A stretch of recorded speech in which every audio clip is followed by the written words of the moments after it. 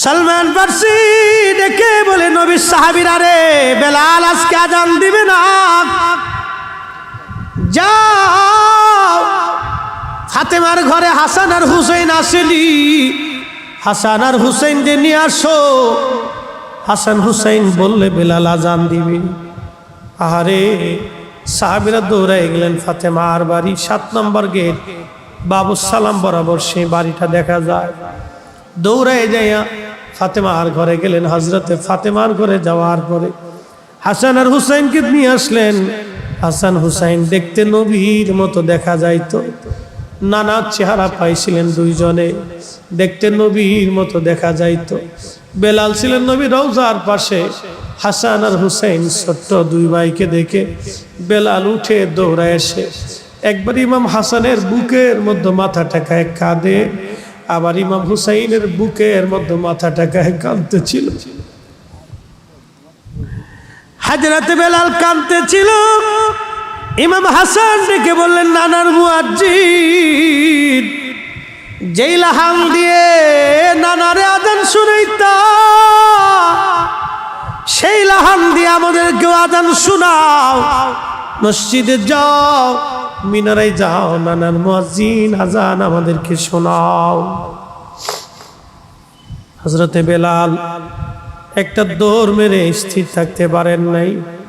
নবী দৌহিত্র আজান দিতে বলেছেন, একটা দৌড় মেরে মিনারায় উঠে আজান শুরু করলেন। আল্লাহু আকবার, আল্লাহু আকবার। প্রথম শব্দমালা সারা মদিনায় তাহাজ্জুদের সময় রন্দে রন্দে সওয়াই শব্দ পৌঁছায় গেল। মদিনার ঘর থেকে নবীর সাহাবীরা বের হয়ে দৌড় মারছে। যখন আবার বলেন আল্লাহু আকবার, আল্লাহু আকবার, বৃদ্ধ সাহাবীরাও ঘর থেকে বের হয়ে দৌড় মারছে। যখন বলেন আশহাদু আল্লা ইলাহা ইল্লাল্লাহ, ঘর থেকে মহিলারাও বের হয়ে, বাচ্চারাও বের হয়ে দৌড় মারছে।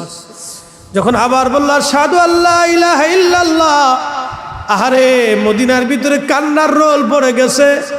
একটাই কথা, নবী বুঝি ফিরে আসছে রে, নবী বুঝি ফিরে আসছে, নবী বুঝি ফিরে আসছে। সারা মদিনায় কান্নার রোল পড়ে গেল। মদিনার মানুষ ডুকরিয়ে ডুকরিয়ে কান্না করতে লাগছে। যখন হযরতে বেলাল বলেন আশহাদু আন্না মুহাম্মাদুর রাসূলুল্লাহ, বলার সঙ্গে সঙ্গে সব সাহাবী হযরতে বেলাল রাদিয়াল্লাহু আনহু অজ্ঞান হয়ে পড়ে গেলেন। আর মদিনার মাটিগুলি থরথর থরথর করে কেঁপে উঠছে। চিৎকার মেরে বলে যাবে কি আল্লাহু আকবার। মদিনার মাটিগুলি থরথর করে কেঁপে উঠছে। হযরত বেলাল রাদিয়াল্লাহু আনহু অজ্ঞান হয়ে পড়ে গেলেন। যখন তেনার হুঁশ ফিরে আসছে, রওজা শরীফের পাশে যে জালি মোবারকের সঙ্গে মাথাটাকে বেলাল কাঁদে আর বলে, ইয়া নবী আল্লাহ, নবী গো, গোলামকে আসতে বলেছিলেন, আমি গোলাম এসে গেছি। আপনি আমাকে আসতে বলেছেন, আমি আপনার জিয়ারতে আসছি। আজান দিতে বলেছিলেন, আজান দিয়েছি। হুজুর, আগে আজান দিলে আপনি নামাজে আসতেন, আপনার চেহারা দেখি কলিজা ঠান্ডা করতাম। আজকে আজান দিছি, নবী আপনি আসেন নাই। যেই আজানে নবী আসবে না, সেই আজান আমি আর কোনোদিন দেব না গো নবী। যেই আজানে নবী আসবে না, সেই আজানে আমি কোনোদিন দেব না গো নবী। হযরতে বেলাল যখন কালেমা পড়লেন, কালেমা পড়ার পরে বেলালের মনিব তাকে ধরে নিয়ে আসছে। তারিখের মধ্যে দেখা যায়, জীবনীর মধ্যে দেখা যায়, হযরতে বেলাল সকাল থেকে সন্ধ্যা পর্যন্ত প্রচন্ড উত্তপ্ত বালুর মধ্যে বেলালকে শুয়ে রাখা হইতো। বুকের মধ্যে পাথর চাপা দিয়ে হাত পা বেঁধে রেখে মরুভূমির বালুর মধ্যে বেলালকে ফেলে আসা হতো। প্রচন্ড উত্তপ্ত বালু আর পাথরগুলি গরমে গরমে গরম হইয়া হযরতে বেলালের শরীর বালিগুলি লেগে লেগে সিটে সিটে ফুসকা পরে পরে ঘা হয়ে যাইত। কল্পনা করতে পারবেন, সকাল থেকে সন্ধ্যা পর্যন্ত এইভাবে চলত। শুধু একটাই কথা ছিল, বেলাল কালেমা সারবি, যদি কালেমা সারিস তাহলে তোকে মুক্ত করে দেওয়া হবে। বেলাল একটাই কথা বলতো, মানুষ কাফের রানে জীবন দিয়ে দিব, কিন্তু নবীর কদম দেব না। জোরে বলা যাবে কি সুবহানাল্লাহ। সকাল থেকে সন্ধ্যা একটা লোক এইভাবে গরমের মধ্যে উত্তপ্ত রাখা হতো, ফুসকা পরে পরে ঘা হইত। এই ঘায়ের উপরে বেলালকে চাবুক দিয়ে পিটানো হতো, ফিনকি মেরে মেরে রক্ত বের হতো, চামড়াগুলি উঠে ফেলে দেয়া হতো। মৃত্যুর কঠিন যন্ত্রণায় বেলাল রাদিয়াল্লাহু আনহু ওই অত্যাচারের যন্ত্রণায় মাঝে মধ্যে গুংরাইতেন, শব্দ হতো আর আহাদ আহাদ বলে কাঁদতো। আল্লাহ এক, আল্লাহ এক, আল্লাহ এক এক বলে কাঁদতে থাকতো। আমাদের দেশে সাধারণত একজন মানুষকে কেউ যদি মারে তো 10 জন ঠেকাইতে আসে। গোলামীর জীবনে বেলালকে এত পরিমাণে মারা হয়েছে, বেলালের এত পরিমাণে মারা হয়েছে, এইভাবে তাকে মারা হইতো, কেউ ঠেকাইতে আসতো না। 1 নম্বরে সে ছিল গোলাম, 2 নম্বরে সে ছিল নিগ্রো। 1 নম্বরে সে ছিল গোলাম, 2 নম্বরে ছিল নিগ্রো। গোলামীর জীবনে কেউ তাকে সাহায্য করার জন্য আসতো না, কেউ তাকে সাহায্য করার জন্য আসতো না। বেলাল গুমরাইতেন, কাঁদতে থাকতেন, দীর্ঘদিন পর্যন্ত অত্যাচার চলল। মাঝে মধ্যে খাবার দেওয়া হতো, মাঝে মধ্যে না খেয়ে রাখা হতো। এইভাবে হযরত বেলালের জীবন পার হয়, জীবন পার হয়। তারপর বেলাল জবান থেকে কালেমা ছেড়ে দেন নাই, ঈমান উনি ছেড়ে দেন নাই। জোরে বলা যাবে কি সুবহানাল্লাহ। তেলের গাড়ি তেলে চলে, হাওয়ার গাড়ি হাওয়ায় চলে, বিনা তেলে চালায় গাড়ি নবী সুলাইমান, আমরা সেই মুসলমান। আমরা তো অনেক দামি মুসলমান, কিন্তু অস্তিত্ব ভুলে গেছি আজকে। আমরা অনেক দামি মুসলমান, কিন্তু অস্তিত্ব ভুলে গেছি আমাদের। আমরা অনেক দামি, কিন্তু আমাদের এই দাম আমরা ভুলে গেছি, আমাদের এই দামের কথা মনে নেই। আমরা এই দামের কথা ভুলে গেছি, এই দামের কথা আমাদের মনে নেই আজকে। খুব মনোযোগ দিয়ে, হযরত বেলাল রাদিয়াল্লাহু আনহু এতটাই আশিক রাসূল ছিলেন যে ওনার খেতাব আশিক রাসূল। আমরা যদি নিজেদের নামের আগে আশিক রাসূল লিখি তাহলে এটা বেমানান হয়। এই খেতাব আর কারোর জন্য চলে না। ইসলামের জন্য কি করছি এমন বলেন তো? কয়দিন মার খেয়েছি? কিচ্ছু করিনি। এই নবীর ইশকের জন্য আমরা কিছুই করিনি। এতটাই নবীকে ভালোবাসতেন যে এক দেখাতে কালেমা পড়ছে। একসাথে বলা যাবে সুবহানাল্লাহ। জীবন থাকবে কি থাকবে না কোনো গ্যারান্টি নেই। ওনাকে একবারে মেরে ফেলতেন না, ওদের অত্যাচারটা ছিল এত জটিল, ওনাকে একবারে মেরে ফেলতেন না।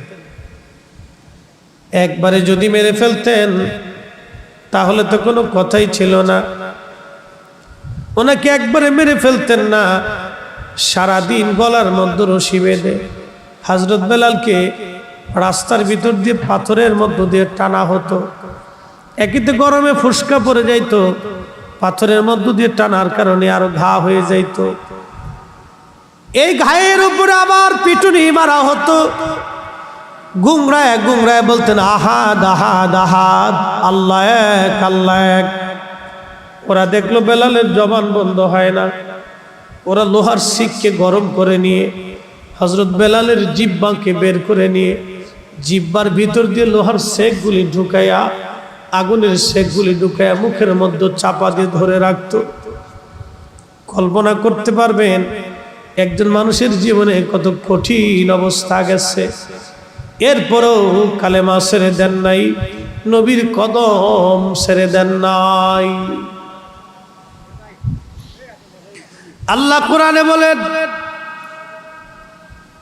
ইয়া আইয়ুহাল্লাযীনা আমানু, ঈমানদার তোমরা, আমিনু ঈমান আনো, বিল্লাহি আমি আল্লাহর উপরে, ওয়া রাসূলিহি আমার নবীর উপরে। ঈমানদার ঈমান আনো, ঈমানের মতো ঈমান আনো, ঈমানের মতো ঈমান আনো। আমরা মাঝে মধ্যে ঈমান আমাদের দুর্বল হয়ে যায়, মাঝে মধ্যে ঈমান আমাদের দুর্বল হয়ে যায়। হযরত বেলাল নবীর প্রতি ঈমান কখনো তার দুর্বল হয় নাই। কালেমার সাক্ষ্য দিয়েছিলেন কিন্তু দুর্বল হন নাই। পিটুনি খেয়েছেন, মার খেয়েছেন, রক্ত ঝরিয়েছেন, সব কিছু চলে গেছে, কিন্তু তিনি দুর্বল হন নাই। আমিনু ঈমান আনো, আমানু ঈমান আনো, ঈমান আনো, ইয়া আইয়ুহাল্লাযীনা আমানু, হে ঈমানদার ঈমান আনো, আমিনু ঈমান আনো, বিল্লাহি ওয়া রাসূলিহি আমি আল্লাহর উপরে আমার নবীর উপরে তোমরা ঈমান আনো। ঈমান ঈমান ঈমান বড় দামি জিনিস। আল্লাহ কোরআনে বললেন, ইন্নাল্লাযীনা আমানু আমিলুস সলিহাতি উলাইকা হুম খায়রুল বারিয়া, যারা ঈমান আনছে, ঈমান অনুযায়ী আমল করছে, ঈমান অনুযায়ী যাদের আমল আছে, উলাইকা হুম খায়রুল বারিয়া, সৃষ্টির মধ্যে তারা সেরা। উলাইকা হুম খায়রুল বারিয়া, সৃষ্টির মধ্যে তারা শ্রেষ্ঠ, সৃষ্টির মধ্যে তারা শ্রেষ্ঠ। যারা ঈমান আনছে, ঈমান অনুযায়ী যারা আমল করেছে, উলাইকা হুম খায়রুল বারিয়া, সৃষ্টির মধ্যে তারা সেরা। একবার জোরে বলা যাবে কি সুবহানাল্লাহ? যেন ওলি যারা পৃথিবী থেকে মাজারে ঘুমিয়ে গেছেন তারা সেরা, যারা আল্লাহর ওলি তারা সেরা। কেন? আমানু ও আমিলুস সলিহাত, দুইটা জিনিস তাদের মধ্যে ছিল। যেমন ঈমান তেমন আমল, যেমন ঈমান তেমন ইয়াকিন, যেমন ঈমান তেমন আমল, দুইটা জিনিস তাদের মধ্যে ছিল।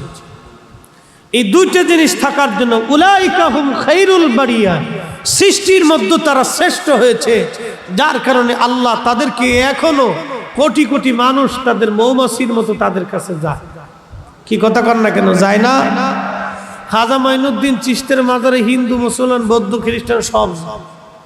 কি কথা কন না কেন? কেন যায়? মধু আছে।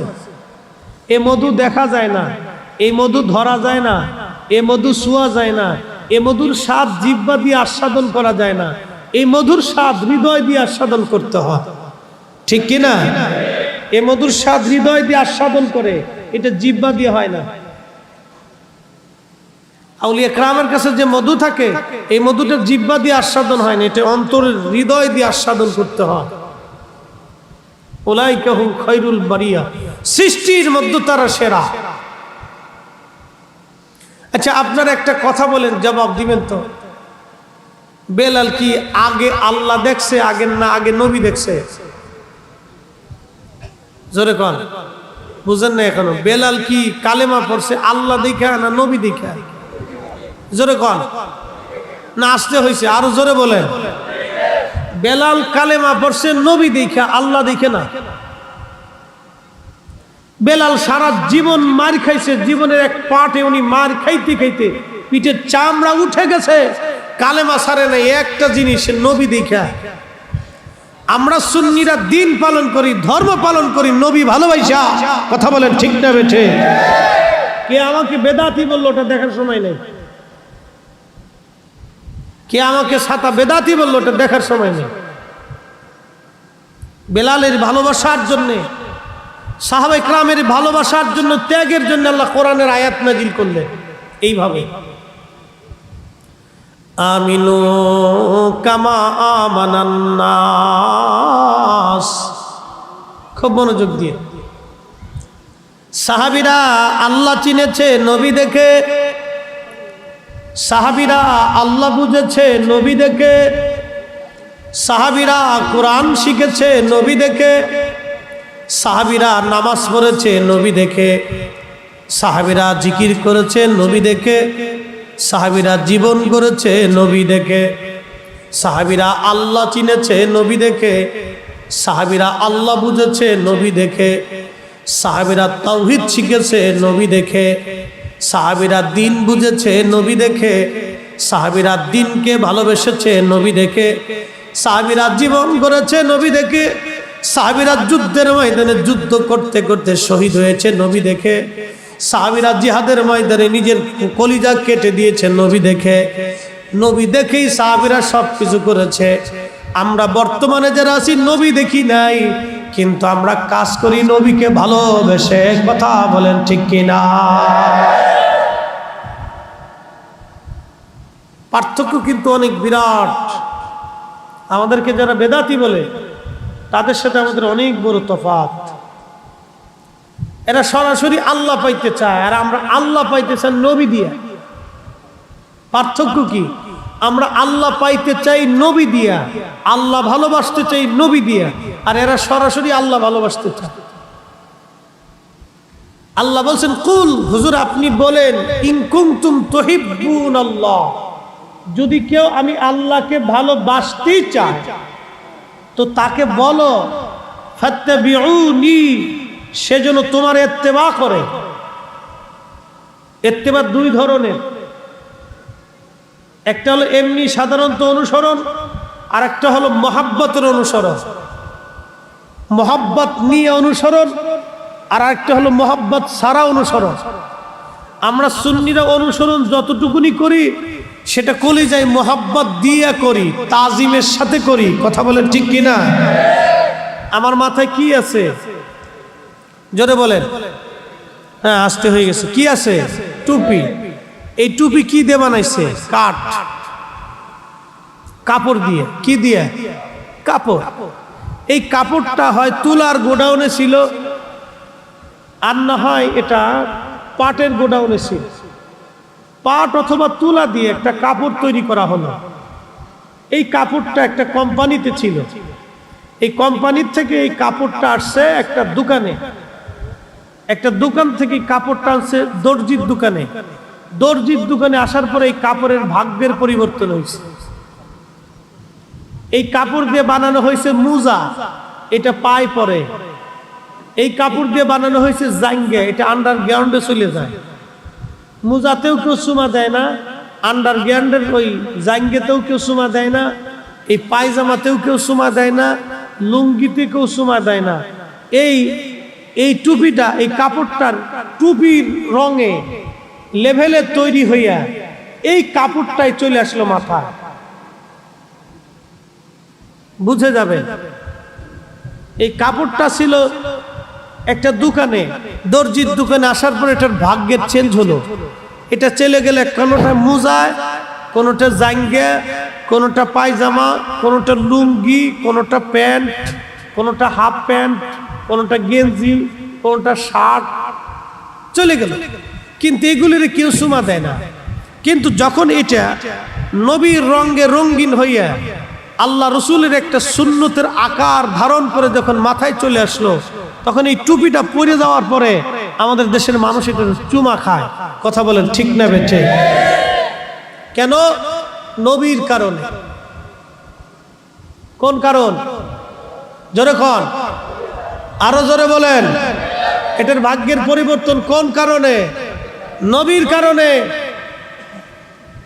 এই জন্য আমরা সুন্নিরা আল্লাহ পাইতে চাই নবী দিয়ে, আমরা আল্লাহ বুঝতে চাই নবী দিয়ে, আল্লাহ চিনতেও চাই নবী দিয়ে, আল্লাহকে ভালোবাসতেও চাই নবী দিয়ে।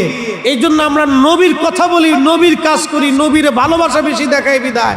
ওরা আমাদেরকে শিরিকি, মাজার পূজারি, পীর পূজারি, বেদাতি, সেদাতি, যা মন চায় আমাদেরকে তাই বলতে থাকে। ওরা বলতে থাকুক, আমরা নবীর কদম ছাড়বো না। কথা বলেন ঠিক না বেঠে?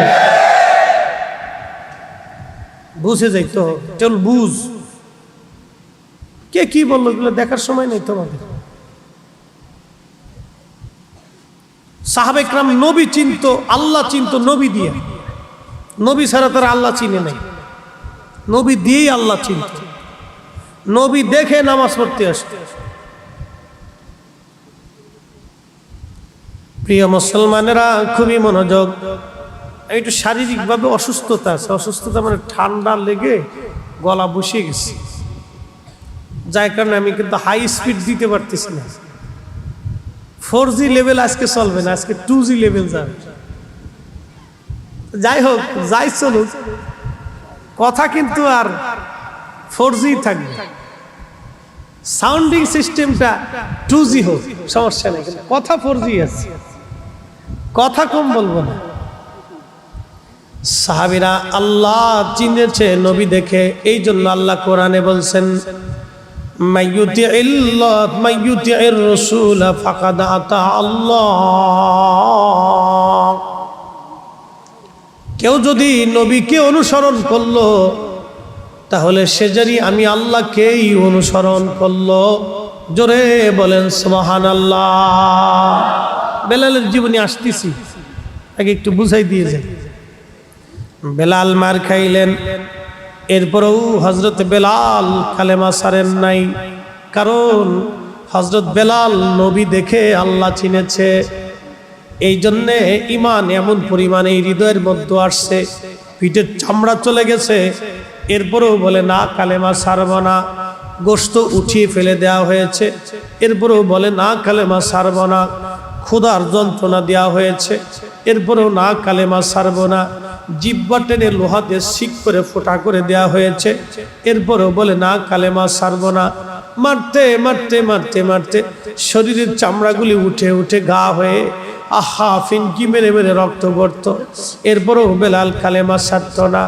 একটাই নবী দেখে আল্লাহ চিনেছে, নবী দেখে আল্লাহ বুঝেছে, নবী দেখে কালেমা পড়েছে। নবী দেখার স্বাদ এত মজা, নবীর প্রেম এত মজা যে পিঠের চামড়া দিছে, নবীর মজা সে ছাড়ে নাই। গোশত দিয়েছে কিন্তু প্রেমের মজা ছাড়ে নাই। জীবনের রক্ত দিয়েছে, নবীর প্রেমের মজা ছাড়ে নাই। হযরতে বেলাল জীবনের চামড়া দিয়েছে, পিঠের চামড়া চলে গেছে, নবী প্রেমের মজা ছাড়ে নাই। গোশত উঠিয়ে ফেলে দিয়েছে, নবী প্রেমের মজা ছাড়ে নাই। গোশতের রক্ত পড়ে গিয়েছে, নবী প্রেমের মজা ছাড়ে নাই। জিহ্বা ফুটা হয়ে গেছে, নবী প্রেমের মজা ছাড়ে নাই। নিজের ক্ষুধা যন্ত্রণা ভোগ করেছে, নবী প্রেমের মজা ছাড়ে নাই।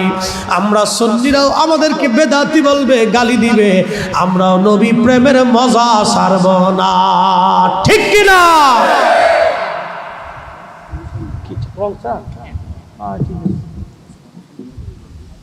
সালাতুন ইয়া রাসূলুল্লাহ,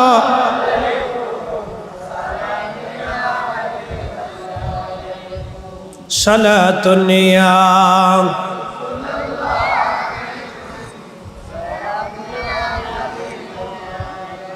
সালাতুন ইয়া রাসূলুল্লাহ।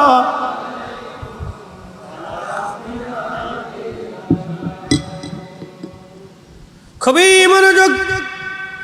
হযরত বেলাল রাদিয়াল্লাহু আনহু এই প্রেমের মজা, এই মজাটা আমরা আপনাদেরকে বুঝাইতে পারবো না। যিনি মজা পেয়েছে, এই মজা থেকে সে কোনোদিন দূরে সরে যাবে না। এটা আলাদা একটা মজা, নবী প্রেমের আলাদা একটা মজা। কি কথা বলেন, ঠিক কিনা? নবী প্রেমের আলাদা একটা মজা। অনেকে কয় তোমরা এই মিলাদের মধ্যে কি পাইছো, কি পাইছো, এখানে কি আছে? আমরা বলি ভাই রে, এখানে যে মজা আছে এই মজা তোমার বুঝাইতে পারতাম না, ঠিক কিনা? দুরুদের মধ্যে কি মজা এটা বুঝাইতে পারতাম না। দাঁড়ায় নবীর সালাম দেওয়ার মজা তোমাদেরকে বুঝাইতে পারতাম না। হযরত বেলাল রাদিয়াল্লাহু তাআলা আনহু মক্কি জীবনে হযরত আবু বকর সিদ্দিক দেখে সহ্য করতে পারলেন না। একদিন বলেন, হুজুর বেলালের কষ্টটা বড়ই মর্মান্তিক, এইভাবে তাকে অত্যাচার করা হয়। ইয়া নবী আল্লাহ, আপনি যদি হুকুম দেন বেলালকে আমি দাসত্ব থেকে মুক্ত করে দেব। আল্লাহর নবী অনুমতি দেওয়ার পরে হযরত আবু বকর সিদ্দিক রাদিয়াল্লাহু আনহু অনেক টাকা দিয়ে উমাইয়ার কাছ থেকে বেলালকে কিনে নিয়ে আসলেন। কিনে আনার পরে হযরত আবু বকর রাদিয়াল্লাহু আনহু বেলালকে আজাদ করে দিলেন, মুক্ত করে দিলেন। মুক্ত করে দেওয়ার পরে হযরত বেলাল নবীজির সঙ্গে হিজরত করে মক্কা থেকে মদিনায় চলে আসলেন। মদিনাতে আসার পরে মদিনাতে আযান প্রবর্তন হলো। আল্লাহর নবী ডাক দিলেন, বেলাল কোথায় তুমি? লাব্বাইক ইয়া নবী আল্লাহ। যাও মিনারায় যাও, আযান দাও। তুমি আজকে থেকে এই মসজিদের মুয়াজ্জিন। জোরে বলেন মারহাবা।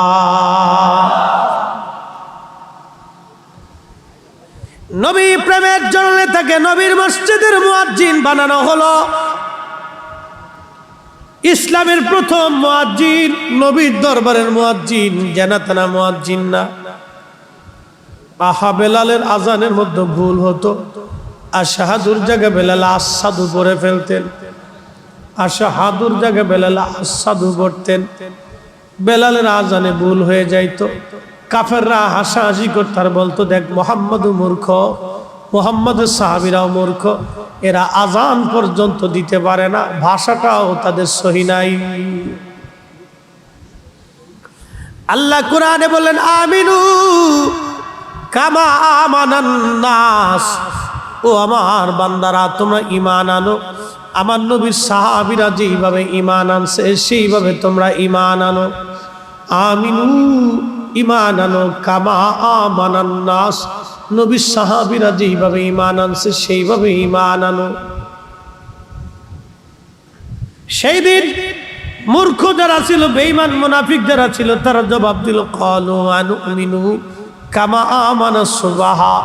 আমরা কি নির্বোধ আর বোকাদের মতো ঈমান আনবো? কারণ হযরতে বেলাল ছিল লেখাপড়াহীন, একজন কৃতদাস আফ্রিকার মানুষ, যার কেন ওরা বললো এই মূর্খদের মতো কি আমরা ঈমান আনবো?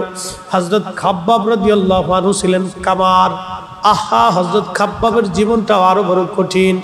ইসলামের জন্য এদের ত্যাগ শুনলে শরীর শিহরে যায়, আহা পশমগুলি দাঁড়ায় যায়। একদিন হযরত ওমর রাদিয়াল্লাহু আনহুর সামনে দাঁড়ায় গেলেন। দাঁড়ানোর পরে পিঠের চাদর সরে গেল।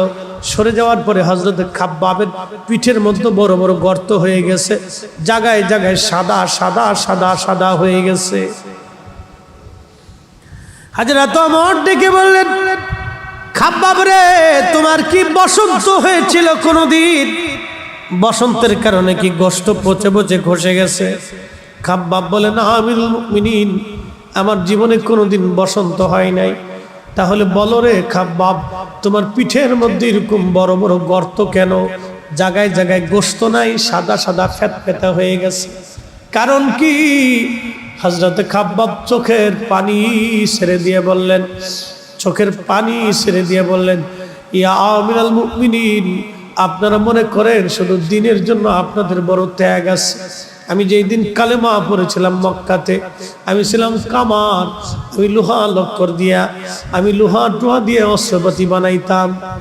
আমি কামার হওয়ার কারণে, নিম্ন বৃত্তের মানুষ হওয়ার কারণে মক্কার মানুষ আমাকে ধরে ফেললো, আমার হাত পা গুলি ওরা বেঁধে ফেললো।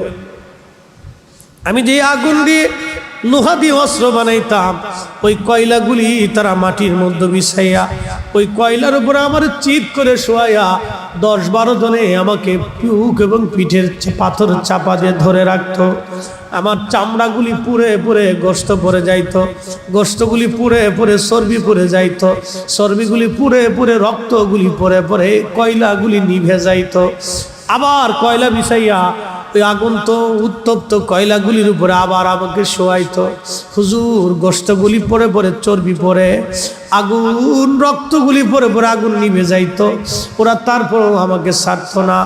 যার কারণে আমার পিঠের চামড়াগুলি খসে গেছে, আমার রক্তগুলি খসে গেছে, আমার গোশতগুলি খসে পড়েছে। আমার পিঠে কোনোদিন বসন্ত হয় নাই।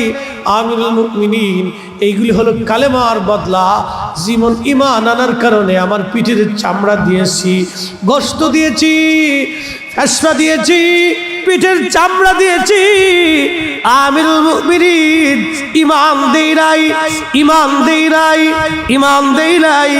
সাহাবীরা নবী ভালোবেসেছে, আল্লাহকে ভালোবেসেছে নবী দিয়া, আল্লাহ চিনেছে নবী দিয়া, আল্লাহ বুঝেছে নবী দিয়া, আল্লাহ বুঝেছে নবী দিয়া, দিন বুঝেছে নবী দিয়া, ঈমান বুঝেছে নবী দিয়া, ঈমান বুঝেছে নবী দিয়া, আখিরাত বুঝেছে নবী দিয়া, জান্নাত পাইতে চাইছে নবী দিয়া, আল্লাহকে খুশি করতে চাইছে নবী দিয়া, আমরাও সুন্নিরা আল্লাহ পাইতে চাই নবী দিয়া। কথা বলেন ঠিক কিনা? বেদাতি বলে, বেদাতি বললে কি আসে যায়? হযরত খাব্বাব রাদিয়াল্লাহু আনহুর পিঠের চামড়া গেছে, গোশত চলে গেছে, এরপর ঈমান ছাড়ে নাই। হযরত বেলাল এরকম খাব্বাব, সুমাইয়া, ইয়াসার থেকে শুরু করে অনেক গরিব গরিব সাহাবীরা সর্বপ্রথম নবীকে ভালোবাসলো। ধনীরা সর্বপ্রথম নবীকে ভালোবাসে নাই, গরিব যারা তারা নবীকে সর্বপ্রথম ভালোবাসছে। এই জন্য আল্লাহর নবী মাঝে মধ্যে বলতেন, ও ধনীরা, যদি আমি নবী পাইতে চাই, গরিবের মধ্যে তুমি আমাকে তাকাও, গরিবের মধ্যে আমাকে খুঁজো। জোরে বলা যাবে কি সুবহানাল্লাহ? এই জন্য গরিবকে কষ্ট দিতে নবী ব্যথা পাইতেন। গরিবরা সর্বপ্রথম নবীকে ভালোবাসছে। ফার্স্ট দরিদ্র, অশিক্ষিত, বর্বর, কোনো লেখাপড়া নাই, কৃত দাস, এরা নবীকে আগে ভালোবাসছে। এরা নবীর জন্য পিঠের চামড়া দিয়ে দিছে, নবী দেয় নাই,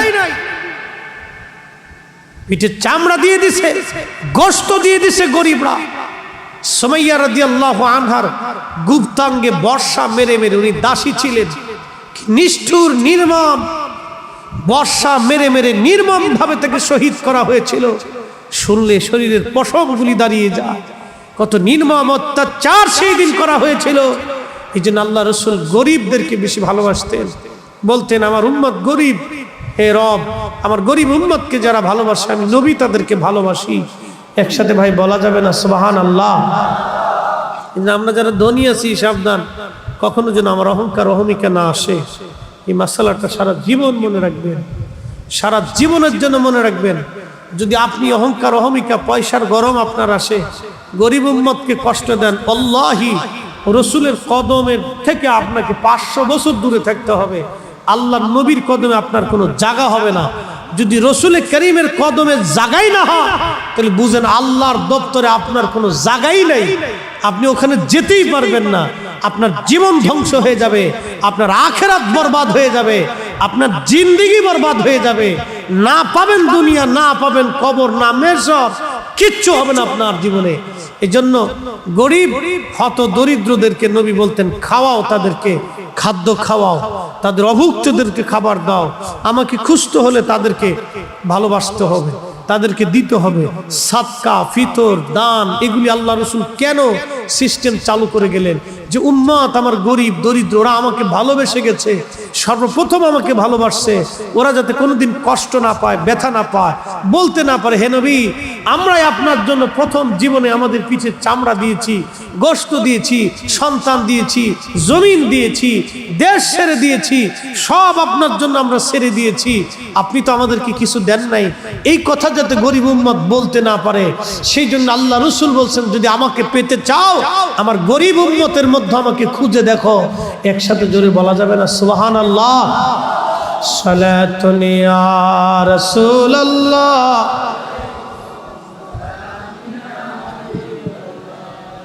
সালাতুন ইয়া রাসূলুল্লাহ,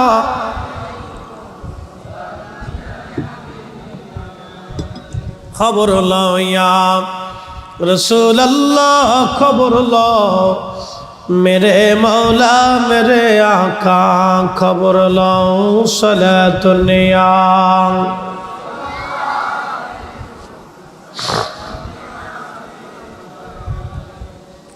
সেই দিন গরিবরা কালেমা পড়ার জন্য কাফেররা বলো নির্বোধদের মতো কি আমরা ঈমান আনবো? ক্বালু আনুমিনু কামা আমানাস সুফাহা, আমরা কি বোকা এবং নির্বোধদের মতো ঈমান আনবো? আল্লাহ জবাব দিয়ে দিলেন, হুজুর ওই নির্বোধদেরকে বলে দেন, আলা ইন্নাহুম হুমুস সুফাহা। আপনি নবীর সাহাবীদেরকে যারা নির্বোধ বলে গালি দেয়, নবী গো আপনি তাদেরকে বলে দেন ওরাই হলো নির্বোধ, ওরাই বোকা। আপনি নবীর সাহাবীদেরকে যারা নির্বোধ বলে গালি দেয়, ও নবীজি আপনি বলে দেন তারাই নির্বোধ, তারাই বোকা। কোরআনে আল্লাহ সাহাবীদের এত দাম দিলেন, তাদের ইমানের এত দাম আল্লাহ পাক দিলেন। আল্লাহ বলেন আমার সাহাবীদের মতো ঈমান আনো, আমার নবীর সাহাবীদের মতো ঈমান আনো, নবীর সাহাবীদের মতোই ঈমান আনো। ঈমান ঈমান ঈমান। একটু চিন্তা করেন যে ঈমান কত দামি জিনিস, তাও বলছে সাহাবীদের মতো আনো। একসাথে বলা যাবে সুবহানাল্লাহ? আরো জোরে বলেন। তাহলে সাহাবীদের ঈমান আর আমাদের ঈমান কি একরকম? মানে বিশ্বাসে একরকম কিন্তু ওজনে একরকম না, ঠিক কি না? সাহাবীদের ঈমানের ওজন বেশি, কারণ তারা পিঠের চামড়া দিছে, ঈমান দেয় নাই। আর আমরার ঈমান হলো দোদুল্যমান। আমাদের ঈমান হলো দোদুল্যমান। মসজিদে গেলে আমরা জুতা চুরি করি, আমরা হলো সেই মুসলমান। আমরা অপরের হক মেরে খাই, আমরা সেই মুসলমান। আমরা ঘুষ খাই, আমরা সেই মুসলমান। আমরা আর এক মুসলমানের রক্ত চুষে খাই, আমরা সেই মুসলমান। তেলের গাড়ি তেলে চলে, হাওয়ার গাড়ি হাওয়ায় চলে, বিনা তেলে চালাই গাড়ি নবী সুলাইমান। আমরা সেই মুসলমান, আমরা সেই মুসলমান। আব্দুল্লাহ ইবনে মুবারকের বাবা হযরত মুবারক রাহমাতুল্লাহ আলাইহি অনেক বড় আল্লাহওয়ালা ব্যক্তি ছিলেন। হযরত ইমামুল আজমের জমানার ব্যক্তি ছিলেন, সাহাবীদের জমানার ব্যক্তি ছিলেন, তাবিঈ ছিলেন। হযরত আব্দুল্লাহ ইবনে মুবারক রাহমাতুল্লাহ আলাইহির আব্বাজান কৃতদাস ছিলেন, গোলাম ছিলেন। একজন তুর্কি মুসলমানের গোলাম ছিলেন। এই তুর্কি ছিল অনেক বিরাট বড় ধনী ব্যক্তি, তার অনেক বড় বড় ফলের বাগান ছিল। একটা ফলের বাগান ছিল আনারের ফলের বাগান, আনার। হযরত মুবারক একদিন ডাক দিয়ে বলেন, মুবারক তুমি তো যুবক। হযরত মুবারক রাহমাতুল্লাহ আলাইহি গোলামিও করতেন, সারা রাত নামাজ পড়তেন, সারা রাত নামাজে কাটাইতেন, সারাদিন মনিবের বাড়ি কাজ করতেন। যুবক মুবারক, তোমাকে আমি আনারের বাগানের দায়িত্ব দিলাম, তুমি আনারের বাগান খুঁজে খুঁজে দেখবা, আনারের বাগান তুমি পাহারা দিবা, আনারের বাগানের দেখভাল করবা।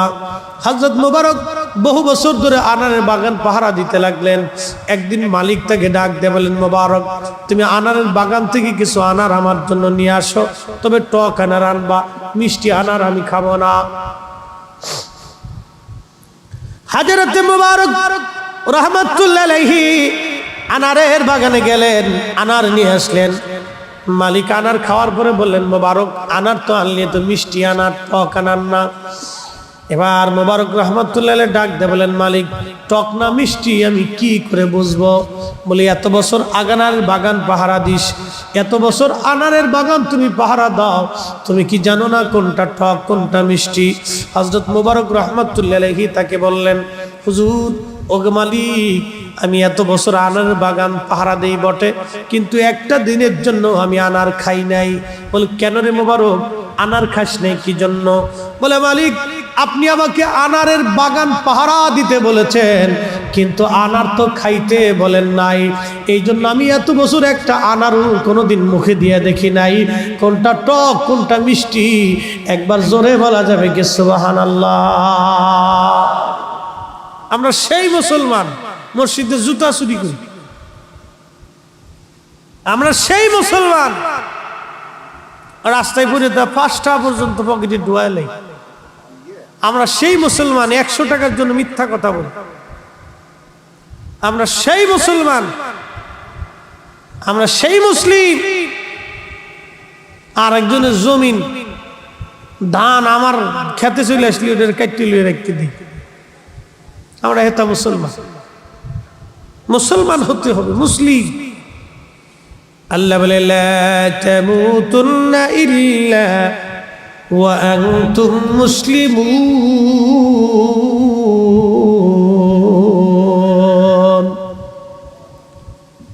রে বান্দা, মুসলমান হয়ে কবরে আসো, মুসলমান হয়ে আসো,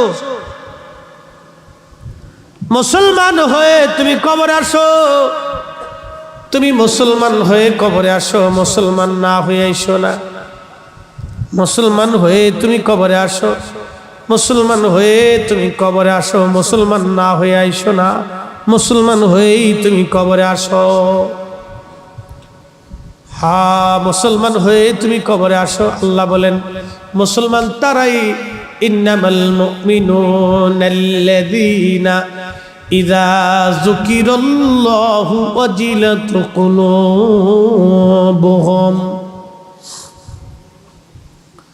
মুসলমান তাকেই বলা হয় মুমিন, সে যার অন্তরে আল্লাহর স্মরণ আসার সঙ্গে সঙ্গে আল্লাহর ভয়ে অন্তরটা থরথর থরথর থরথর করে কাঁপতে থাকে। বুঝেন নাই মনে হয়? বুঝাই বলি, তাকেই মুসলমান বলা হয়। তিনি মুমিন মুসলমান, যার অন্তরে আল্লাহর স্মরণ আসছে, আসার সাথে সাথে অন্তর আল্লাহর ভয়ে থরথর থরথর থরথর করে কাঁপতে থাকবে। হায় আল্লাহ, উপায় কি? আমি গুনাহ করে ফেলছি, আমার উপায় কি? আমার উপায় কি হবে? আমি গুনাহ করে ফেলছি, আমার ভুল হয়ে গেছে আল্লাহ, ভুল হয়ে গেছে। যে বারবার বারবার আল্লাহর কাছে সারেন্ডার করে, বারবার বারবার আল্লাহর কাছে তওবা করে, বারবার বারবার আল্লাহর কাছে ক্ষমা চায়, গুনাহ করার পরপরই ক্ষমা চায়, আল্লাহর ভয়ে অন্তরটা কাঁপতে থাকে। আল্লাহ বলেন ইন্নামাল মুমিনুন, নিশ্চয় তারাই মুমিন, ইযা যুকিরাল্লাহু ওয়াজিলাত কুলুবুহুম, যাদের অন্তর আল্লাহর ভয়ে থরথর থরথর করে কাঁপতে থাকে, তারাই মুমিন মুমিন মুমিন। একবার জোরে বলা যাবে কি সুবহানাল্লাহ? আমাদের দেশে কয়জন আছে বলেন তো গুনাহ করার পরে অনুতপ্ত হয়? কয়জন আছে বলেন? জাগার উপরে মিথ্যা কথা বলতেছে, ডাহা মিথ্যা কথা, কিন্তু অনুতপ্ত নাই। খারার উপরে আরেকজনের হক নষ্ট করে দিতেছে, কোনো অনুতপ্ততা নাই যে হায় আমি ভুল করছি, আমার ভুল হয়ে গেছে, এই অনুতপ্ত নাই। একবারে দাঁড়ার উপরে, খারার উপরে, একবারে দাঁড়ার উপরে আপনাকে ঠকাই দিচ্ছে, মালে ভেজাল দিতেছে, অনুতপ্ত নাই। মালে কম দিয়ে দিতেছে, অনুতপ্ত নাই যে আমি ভুল করতেছি, আমার ভুল হয়ে গেছে, কোনো হৃদয়ে অনুতপ্ততা নাই। যার অন্তরে অনুতপ্ততা নাই, বুঝবেন এটা আজাজিল। আজাজিলের জীবনে দুইটা ভুল ছিল। 7 লক্ষ বছর ইবাদত করছে, মুআল্লিমুল মালায়েকা হয়েছে, প্রিন্সিপাল অফ মালায়েকা, চ্যান্সেলর অফ মালায়েকা, ফেরেশতাদের চ্যান্সেলর ছিল, ফেরেশতাদের প্রধান ছিল সে, চ্যান্সেলর অফ মালায়েকা, ফেরেশতাদের চ্যান্সেলর। সে ওয়াজ করার পরে কোটি কোটি ফেরেশতারা বসে বসে কাঁদতো। আর সে আজিমের নিচে ইয়াকুত জমররদের মিম্বর আল্লাহ বানাই দিয়েছিল, মিম্বর, এ বসে বসে ওয়াজ করতো। Chancellor of মালায়েকা। আল্লাহ বলেন উসজুদু লি আদম, আদমকে সেজদা দাও, আদমের দিকে সেজদা দাও। সব ফেরেশতা সেজদায় পড়ে গেল, ইল্লা ইবলিস, ইবলিস শুধু দাঁড়ায় রইল। জিজ্ঞেস করলেন কেন সেজদা দিলি না? প্রথম জবাব ছিল আল্লাহ আমাকে বানাইছো আগুন দিয়ে, ওকে বানাইছো মাটি দিয়ে। আগুনের তৈরি ফেরেশতা হয়ে মাটির তৈরি আদমকে আমি সেজদা দিতে পারি না। প্রথম ভুল ছিল অহংকার, দ্বিতীয় ভুল ছিল সারেন্ডার না করার অনুভূতি। যদি সে সারেন্ডার করতো যে আল্লাহ আমার ভুল হয়ে গেছে। 2 নম্বর ভুল ছিল সে ভুল স্বীকার করে নাই। যদি বলতো আল্লাহ আমার ভুল হয়ে গেছে, আপনি আমার মাফ করে দেন, আল্লাহ কিন্তু ওকে সাথে সাথেই মাফ করে দেয়। সে সারেন্ডার করে নাই, ভুল স্বীকার করে নাই, বরং ভুল করার পরেও আবার অপব্যাখ্যা করছে। আমার দেশের নজদি যারা আছে তারা বলে আল্লাহর নবীর জীবনে আলিফ বাতাসা নবী পড়তে পারতেন না, নবী আলিফ বাতাসা জানতেন না। আমাদের দেশে যে বুকে হাত বেঁধে একদল নজদি আছে, বুকে হাত বেঁধে নামাজ পড়ে, ওরা বলে মুহাম্মদ সাল্লাল্লাহু আলাইহি ওয়াসাল্লাম আমাদের মতো মানুষ ছিলেন বিদায় তার মুখ থেকে দুর্গন্ধ আসতেন। মুহাম্মদ সাল্লাল্লাহু আলাইহি ওয়াসাল্লাম আমাদের মতো মানুষ ছিলেন বিদায় সে জীবনে ভুল করে গেছে। তারা নবীর ভুল ধরে, কিন্তু তারা আবার ভুল ধরার পরেও আবার এর পক্ষে যুক্তি এবং দলিল দেয়। তারা যুক্তি এবং দলিল তালাশ করে, কিন্তু ভুল হয়েছে এটা স্বীকার করে না। ওরা আর আজাজিলের মধ্যে কোনো তফাৎ নাই। কথা বলেন ঠিক না বেটে? কোনো তফাৎ আছে? এই কথা বলেন, তফাৎ আছে? আজাজিলও ভুল হয়েছে কিন্তু সারেন্ডার করে নাই।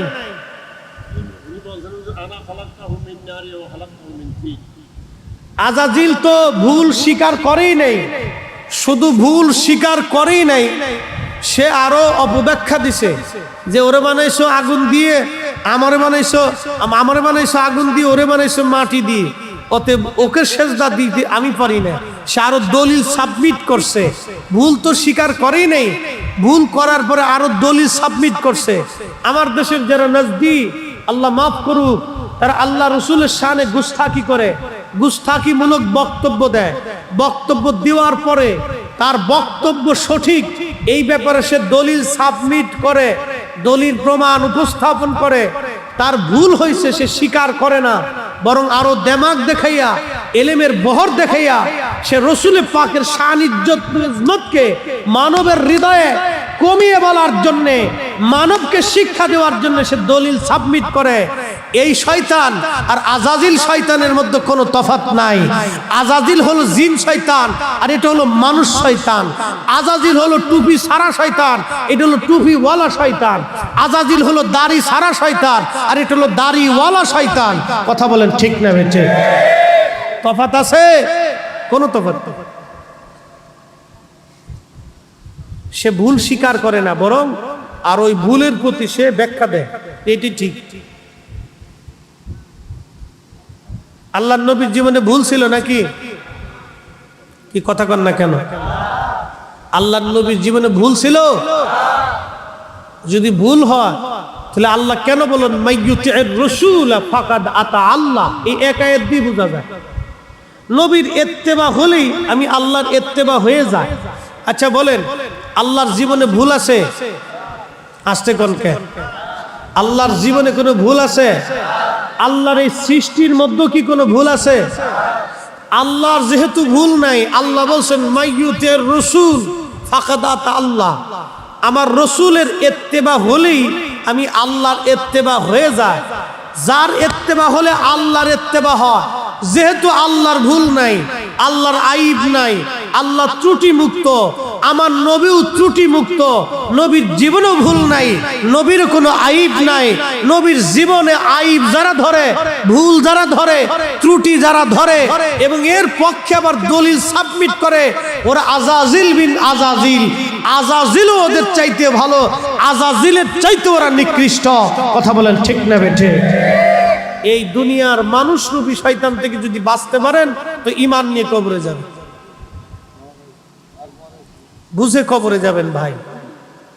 আমরা দলের টানে, দল দিয়া, পীর দিয়া, মাসলাক দিয়ে নবী চিনবো না। আমরা নবী চিনবো নবীর গুণ দিয়া। কি কথা বলেন ঠিক কিনা? কোন দল, কোন মাসলাক, কোন গোষ্ঠী, কোন বংশ, কোন দল, কোন দরবার, কোন পীর, কোন শায়েখ, কোন আজহারি, কোন মাদানি, মক্কা মদিনার ইমাম, বাইতুল আকসার ইমামও যদি আল্লাহ রসুলের শান মানকে খাটো আর ছোট করে দেখে, ওয়াল্লাহি বিল্লাহি তাল্লাহি, আসমানের মালিকের কসম, জমিনের মালিকের কসম, সৃষ্টির মালিকের কসম করে বলি, তাকে এক সেকেন্ডের জন্য বিশ্বাস করা যাবে না, মানা যাবে না। মুসলমান কথা বলে ঠিক নেবেছে, সে যেই হোক তাকে মানা যাবে না।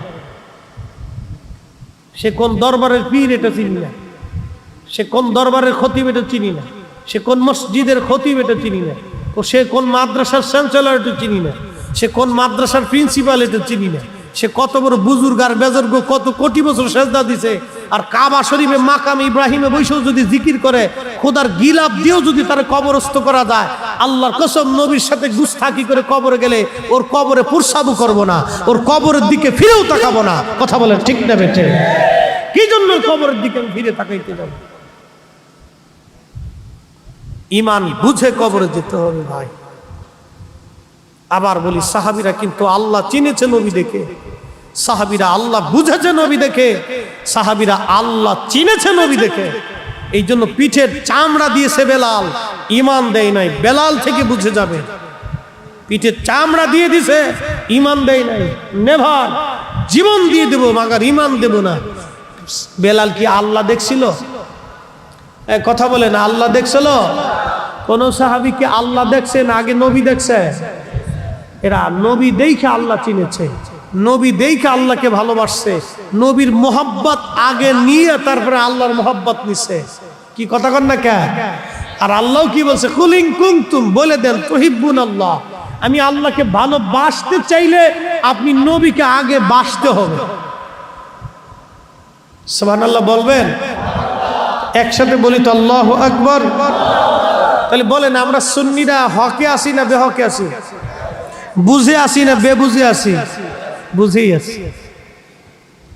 এখন কেউ যদি আমারে বেদাতি করতে বলতে পারে, আমি তো তার জবান সিলাই দিয়ে রাখিনি, আর তার জবান সিলাই দেওয়ার সুযোগ আমার নেই। মনে রাখবেন, নদীর বাঁধ, নদীর জোয়ার বাঁধ দিয়ে ঠেকানো যায়, কিন্তু মানুষের জবান ঠেকানো যায় না। নদীর জোয়ার বন্ধ করে দিতে পারবেন, কিন্তু মানুষের জবানের কথা বন্ধ করা যায় না। কে কি বললো এগুলি দেখার সময় নেই। সাহাবীদেরকে নির্বোধ বলতো, বুকা বলতো, পাগল বলতো, ছাগল বলতো, গালিগালাজ করতো। সাহাবীরা নবীর কদম ছেড়ে দেয়। শুধু গালিগালাজ, পিঠের চামড়া চলে গেছে, গোশত উঠিয়ে ফেলে দিয়েছে, চোখের সামনে সন্তানকে হত্যা করে ফেলেছে, বাবা মাকে শহীদ করে দিয়েছে। এরপরেও তারা রসুল করিমের নুরানি বদন দেখে নিজের জীবনটাকে এমনই পরিবর্তন করেছে যে জীবন দিয়ে দিছে, নবীর কদম তারা দেয়নি। জীবন দিয়ে দিছে, নবীর কদম তারা ছেড়ে দেয়নি, ঈমান তারা ছেড়ে দেয়নি। এটা হলো সাহাবায়ে কেরামের ইখলাস। আমাদেরকে ওইভাবেই নবীর মোহাব্বত বুকে ধারণ করতে হবে। কোনো ব্যক্তি দেখার দরকার নেই, কোন শায়েখ কি বললো ছাতা দেখার সময় আমাদের নেই। প্রিয় মুসলমান, হযরত বেলাল রাদিয়াল্লাহু আনহু মসজিদের মুয়াজ্জিন হয়ে গেলেন। আজানে ভুল হয়, কাফেররা বারবার সমালোচনা করে মুহাম্মদ মূর্খ, মুহাম্মাদের অনুসারীও মূর্খ, নাউজুবিল্লাহি মিন জালিক। নবীকে গালিগালাজ করত, সাহাবীদেরকে তারা গালিগালাজ করত। আল্লাহর হাবিবের জীবনধারায় প্রিয় নবীজির ইন্তেকালের সময় ঘনিয়ে গেলেন। অনেক বড় লম্বা ওয়াজ, জীবনের বিরাট একটা অংশে হযরত বেলাল আজান দিয়েছে। আহা, বিরাট বড় নবীর মসজিদের মুয়াজ্জিন ছিলেন বেলাল। সারা জীবন আজান দিলেন, বিনিময়ে একটা পয়সাও তিনি গ্রহণ করেন নাই। মসজিদে নবীর পাশে বনু নাজ্জার গোত্রের একজন মহিলা ছিল। এই মহিলার ঘরের ছাদটা উঁচু ছিল। এই উঁচু ছাদের উপরে দাঁড়ায় বেলাল আজান দিতেন। বেলালের আজানের তাসির এমন পরিমাণে ছিল, ওই আজান শোনার পরে মদিনার সব সাহাবীরা ঘর থেকে বের হয়ে আল্লাহর নবীর কদম মোবারকে তারা ছুটে চলে আসতো। আজানের আওয়াজ যখন বেঁচে যাইতো, ওই আজানের আওয়াজ শুনে কোনো সাহাবী ঘরের মধ্যে থাকতে পারে নাই। সাহাবীরা ঘর থেকে বের হয়ে চলে আসতো। আল্লাহর নবীর ইন্তেকালের সময় ঘনায় গেল। সময় ঘনিয়ে যাওয়ার পরে আল্লাহর হাবিবের ইন্তেকাল মোবারক হয়ে গেল। মদিনায় সাহাবীদের কান্নার রোল বেড়ে গেল। সমস্ত সাহাবী পাগল পারা হয়ে গেলেন, নবী নাই, নবী নাই, নবী নাই, নবী নাই, নবী নাই। বুঝেনি তো, যেই নবীর বিরহ বেদনা সহ্য করতে না পেরে একটা মরা কাঠ জিন্দা হয়ে গেছিল। নবীজি খুতবা দিতেন প্রত্যেক মিম্বর শরীফে।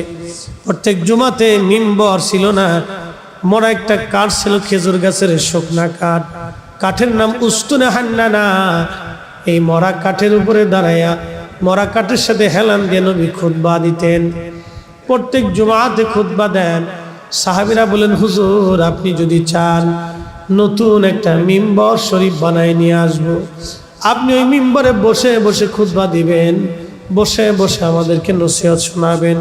হুজুর আপনার দাঁড়ায়া দাঁড়ায় কষ্ট হয়। আল্লাহর নবী রাজি হয়ে গেলেন। সাহাবীরা একটা মিম্বর তৈরি করে নিয়ে আসলেন। পরের জুমাতে ওই মিম্বর শরীফের দাঁড়ায়া নবী খুতবা শুরু করে দিলেন। এমন সময় মসজিদের ভিতর থেকে কান্নার আওয়াজ আসে, ডুকরিয়ে ডুকরিয়ে শিশু বাচ্চার মতো কে জানি কান্না করতে থাকে। সাহাবীরা কে জানি কান্না করে। মসজিদে নববীর ভিতরে একজন আর একজনের চেহারার দিকে তাকায়। কে কান্না করে রে? একজন আর একজনের চেহারার দিকে তাকায় দেখে, আহা, কেউ তো কান্না করে না, তাহলে কে কান্না করে? তাকায় দেখলো মিম্বরের দিক থেকে কান্নার আওয়াজ আসে। নবীজি খুতবা বন্ধ করে দিলেন। খুতবা বন্ধ করার পরে আল্লাহর হাবিব তাকিয়ে দেখলেন মরা কাঠ, খেজুর গাছের শুকনো কাঠের জীবন এসে গেছে। খেজুর গাছের শুকনো কাঠে জীবন এসে গেল। ওই জীবন এসে নবীজির পিছনে দাঁড়িয়ে দাঁড়িয়ে ডুকরিয়ে ডুকরিয়ে ফুফায়ে ফুফায়ে কাঁদতেছে। নবীজি বুকের মধ্যে জড়িয়ে ধরে বলেন, উস্তের হান্না না, কি জন্য তুমি কান্না করো? খেজুর গাছের শুধু কান্নায় আসে নাই, জবান আল্লাহ খুলে দিলেন।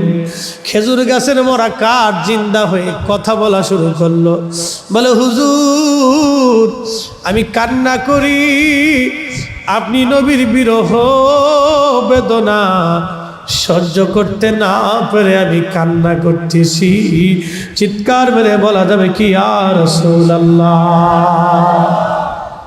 তুমি মোদের আশার আলো, তাই তো তোমায় বাসি ভালো, তুমি মোদের আশার আলো, তাই তো তোমায় বাসি ভালো।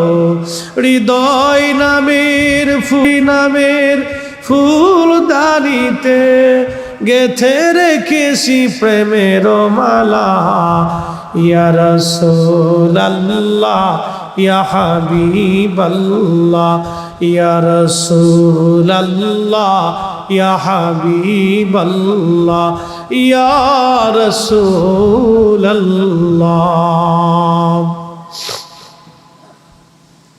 একটা মরা কাঠের জীবন এসে গেল। জীবন জীবন জীবন কল্পনা করতে পারবেন, একটা মরা কাঠ, খেজুর গাছের শুকনা কাঠ, মাটির মধ্যে খুঁটি হিসেবে গাড়া ছিল। নবীজির সহবতে লাগার কারণে খুঁটির মধ্যে জীবন এসে গেল। জীবন কথা বলা শুরু করলো। শুধু কথাই বলে নাই, তার বিবেক তৈরি হয়ে গেল। আহা, একটা মরা কাঠ জিন্দা হয়ে গেল। শুধু জিন্দাই হলো না, মরা কাঠের জবান খুলে গেল। শুধু জবানই খুললো না, মরা কাঠের বিবেক তৈরি হয়ে গেল। একসাথে বলে জোরে বলা যাবে কি আল্লাহু আকবার। চিৎকার মেরে বলা যাবে কি ইয়া রাসূলুল্লাহ। একটা মরা কাঠের জীবন তৈরি হয়ে গেল। শুধু জীবন হলো না, তার বিবেক তৈরি হলো। শুধু বিবেক তৈরি হলো না, তার জবান তৈরি হয়ে গেল। জবান দিয়ে বলে, হুজুর আপনার বিরহ বেদনা সহ্য করতে না পেরে কাঁদতেছি। আল্লাহর নবী ডাক দেয়া বলেন, উস্তনে হান্না না রে, তোমার কান্না কি বন্ধ হবে না? বলে, হায় ইয়া নবী আল্লাহ, আমার কান্না বন্ধ হবে। নবী গো, কান্না বন্ধ হয়ে যাবে, তবে একটা শর্ত, একটা আশা আপনি নবীর কদম মোবারকে, ও নবীজি আপনি ওয়াদা করে যান, কিয়ামতের ময়দানে জান্নাতে যাওয়ার সময় আপনি আমারে সারা জান্নাতে যাবেন না। একবার জোরে বলা যাবে কি আল্লাহু আকবার। এই আসতে বললেন কেন? জোরে বলেন, আরো জোরে বলেন। যারা বলে নবী মুহাম্মদের ক্ষমতা নাই, ওরাই বেদাতি। এই কথা বলেন। যারা বলে নবী মুহাম্মদের ক্ষমতা নাই, ওরা কি? জোরে বলেন। ওরা বেদাতি, আমরা বেদাতি না, ওরা বেদাতি। বন্ধুগণ, যুবকেরা জানি ওরা হযরত বেলালের জীবনী দিয়েছে আমাকে। বেলালের জীবনী ওরা শুনতে চায়। আমি ছোট্ট করে ঘটনাটা বলে দিয়ে যাব। আল্লাহর নবীর ইন্তেকাল মোবারক হয়ে গেল। সাহাবায়ে কেরাম বিমর্ষ হয়ে গেলেন। হযরত বেলাল বেশি পাগল পারা হয়ে গেলেন। কারণ কি? এই জন্যই 5 ওয়াক্ত আজান দিতেন, আর আল্লাহর নবী 5 ওয়াক্ত নামাজে আসতেন। বেলাল ওই আজানে নামাজে নবী 5 বার দেখতেন। নবীর দর্শে বসতেন, নবীর কাছে কাছে বসে থাকতেন। পাগল পারা হয়ে গেলেন বেলাল। আহা, একটা মরা কাঠ যদি নবীর জন্য পাগল হয়, তাহলে বুঝেনি তো একজন সাহাবীর হালত কি হতে পারে। একটা মরা কাঠ পাগলের মতো হয়ে গেল। পাগল হয়ে তার বিবেক তৈরি হলো, জীবন তৈরি হলো। এই মরা কাঠ বলে, হুজুর আপনি আমাকে জান্নাতে নিয়ে যাবেন, ওয়াদা করে দেন।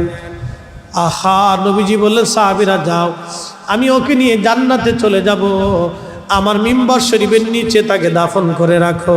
কিয়ামতের মাঠে আমি আমার উস্তুনে হান্নানকে নিয়ে জান্নাতে যাব। যেই মিম্বারের দ্বারায় নবী খুতবা দিতেন, ওই মিম্বারের নিচে এখনো সেই কাঠ পুঁতে রাখা আছে। একবার জোরে বলা যাবে কি সুবহানাল্লাহ।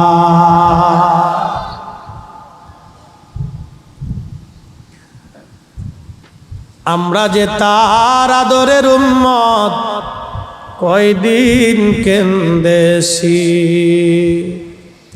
রসুল আমার আল্লাহর হাবিব আখেরি নবী,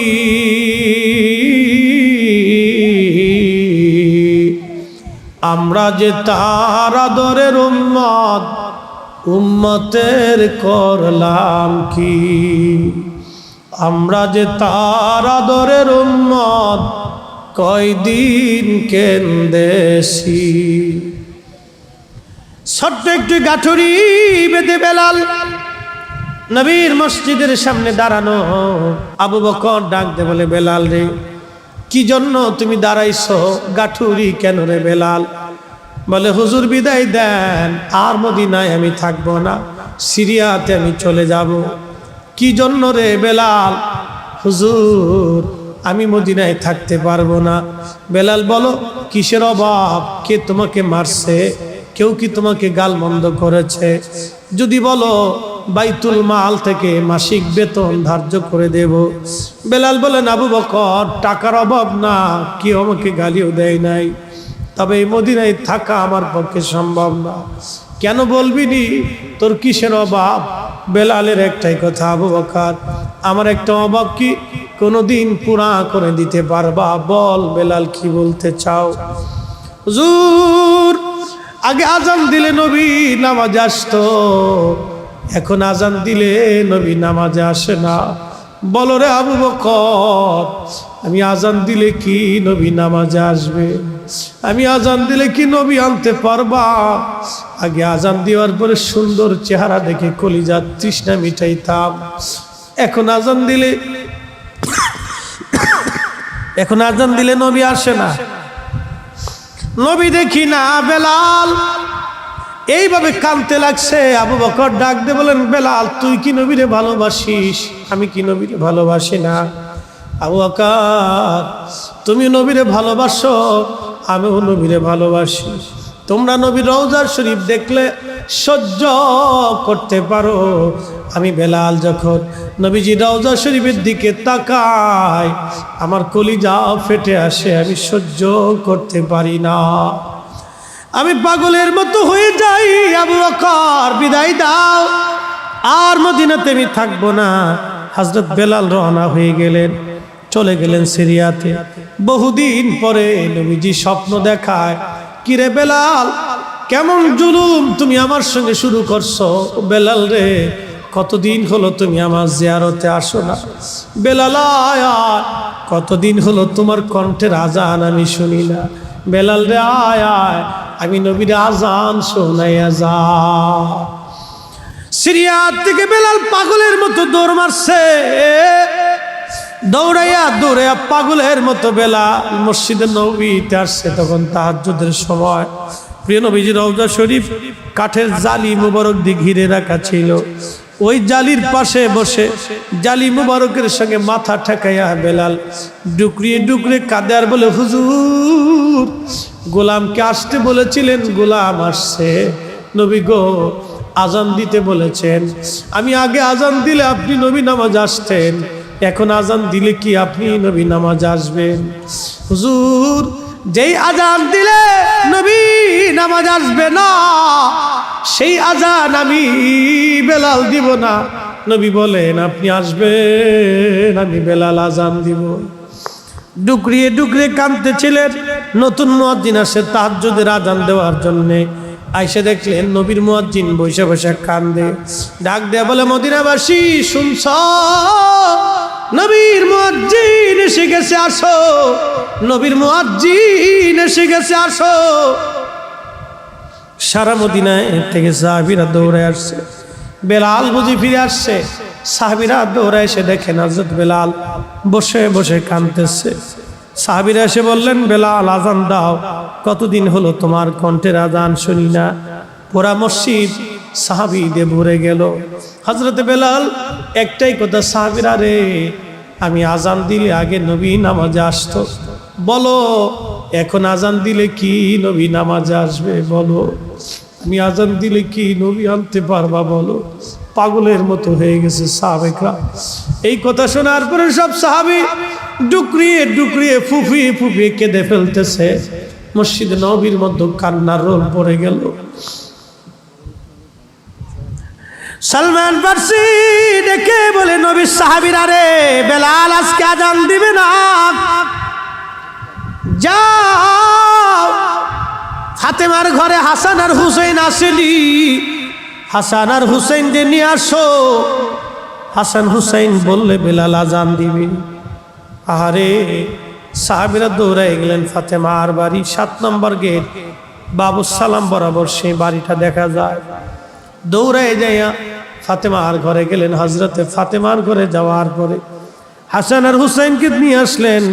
হাসান হুসাইন দেখতে নবীর মতো দেখা যাইতো, নানা চেহারা পাইছিলেন দুইজনে, দেখতে নবীর মতো দেখা যাইতো। বেলাল ছিলেন নবীর রওজার পাশে।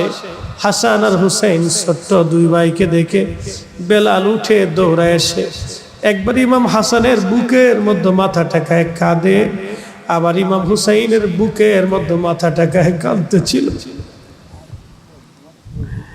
হযরত বেলাল কাঁদতেছিল। ইমাম হাসান ডেকে বললেন, নানার মুয়াজ্জিন, যেই লাহান দিয়ে নানারে আজান শুনাইতা, সেই লাহান দিয়ে আমাদেরকে আজান শোনাও। মসজিদে যাও, মিনারে যাও, নানার মুয়াজ্জিন আজান আমাদেরকে শোনাও। হযরতে বেলাল একটা দৌড় মেরে স্থির থাকতে পারেন নাই।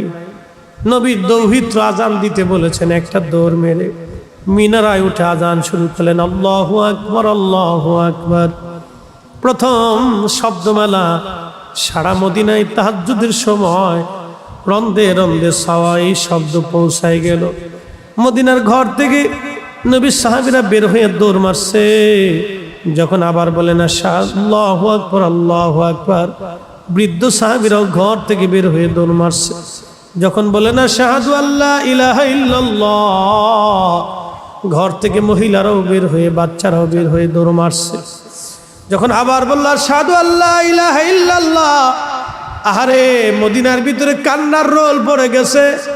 একটাই কথা, নবী বুঝি ফিরে আসছে রে, নবী বুঝি ফিরে আসছে, নবী বুঝি ফিরে আসছে। সারা মদিনায় কান্নার রোল পড়ে গেল। মদিনার মানুষ ডুকরিয়ে ডুকরিয়ে কান্না করতে লাগছে। যখন হযরতে বেলাল বলেন আশহাদু আন্না মুহাম্মাদুর রাসূলুল্লাহ, বলার সঙ্গে সঙ্গে সব সাহাবী হযরতে বেলাল রাদিয়াল্লাহু আনহু অজ্ঞান হয়ে পড়ে গেলেন। আর মদিনার মাটিগুলি থরথর থরথর করে কেঁপে উঠছে। চিৎকার মেরে বলে যাবে কি আল্লাহু আকবার। মদিনার মাটিগুলি থরথর করে কেঁপে উঠছে। হযরত বেলাল রাদিয়াল্লাহু আনহু অজ্ঞান হয়ে পড়ে গেলেন। যখন তেনার হুঁশ ফিরে আসছে, রওজা শরীফের পাশে যে জালি মোবারকের সঙ্গে মাথাটাকে বেলাল কাঁদে আর বলে, ইয়া নবী আল্লাহ, নবী গো, গোলামকে আসতে বলেছিলেন, আমি গোলাম এসে গেছি। আপনি আমাকে আসতে বলেছেন, আমি আপনার জিয়ারতে আসছি। আজান দিতে বলেছিলেন, আজান দিয়েছি। হুজুর, আগে আজান দিলে আপনি নামাজ আসতেন, আপনার চেহারা দেখে কলিজা ঠান্ডা করতাম। আজকে আজান দিছি, নবী আপনি আসেন নাই। যেই আজানে নবী আসবে না, সেই আজান আমি আর কোনোদিন দেব না গো নবী। যেই আজানে নবী আসবে না, সেই আজানে আমি কোনোদিন দেব না গো নবী। হুজুর ক্ষমা করে দেন, হুজুর আমাকে মাফ করে দেন। ডুকরিয়ে ডুকরিয়ে কান্নাকাটি করে নবীর পাগল, নবীর আশিক হযরতে বেলাল চলে গেলেন সিরিয়ার থেকে দামেস্ক। কলিজা ফেটে মারা গিয়েছিলেন। নবীর বিরহ বেদনা সহ্য করতে পারেন নাই। জন্ম আমার নবীর যুগে হলে কেমন হতো, জন্ম আমার নবীর যুগে হলে কেমন হতো। দুনয়নে রসুল পাক দেখিলে কেমন হতো, দুনয়নে রসুল পাক দেখিলে কেমন হতো।